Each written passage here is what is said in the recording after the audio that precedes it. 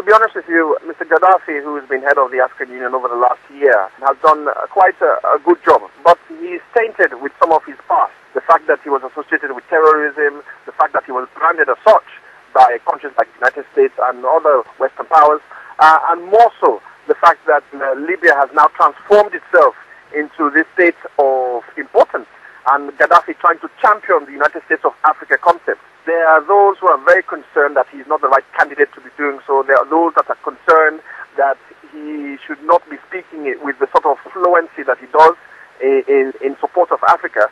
And they've always been wishing for a change of some description. At this junction currently, the African Union is in its normal cycle of change where different parts of regions of Africa have the opportunity to select their own leader for the next year's leadership of the African Union. And I rightfully stated Malawi has been chosen. But there are those who are saying that Gaddafi speaks with one voice, he speaks for the African Union, he is trying to champion this United States of Africa concept which would empower Africans to work with one voice, work collectively, trade collectively. Africans will be able to have one passport. There will be free movement of individuals across Africa as we have in the European Union. And a year into that campaign, there are those who are saying that it's not enough. He needs time to develop that policy. He needs time to develop what he's been trying to do in terms of the United States of Africa concept. And there are people who are saying that it's about time he's giving more time.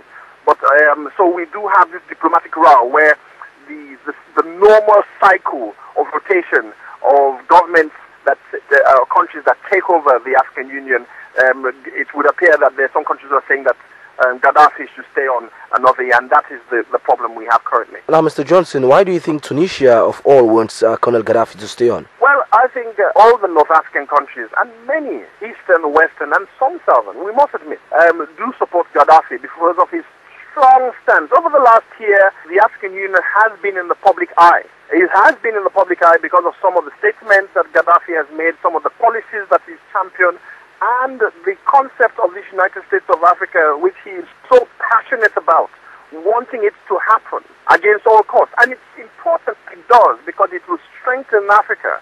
And I don't think it's just one country that's supporting him. I think there's a whole range of countries that are supporting him, but some are much more vocal than others.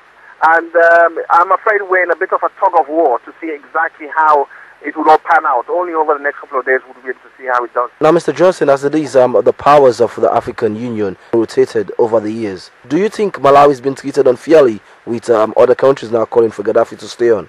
Well, I don't think they should look at it that way. You must think about what's in the best interest of Africa as a whole.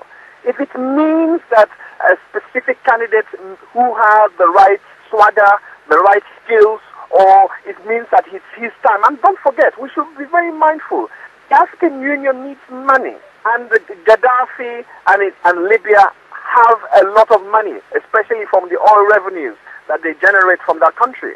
So it means that at this time in junction, if the African Union has to change its policy in terms of the rotation or the cycle of rotation of countries that can become head of that organization, then so be it, if it's in the interest of Africa as a whole. So they have got to look at it in a holistic perspective to see what is Africa's best interest, rather than what's in other countries which are outside Africa, what are outside of Africa in terms of their perception. So it's very much Africa should look at it inclusively to see how do we benefit from such actions in terms of Gaddafi staying on. And if the arguments are in favor, then I think naturally so he should stay. I see no reason why other countries should not step down, at least give him the additional year.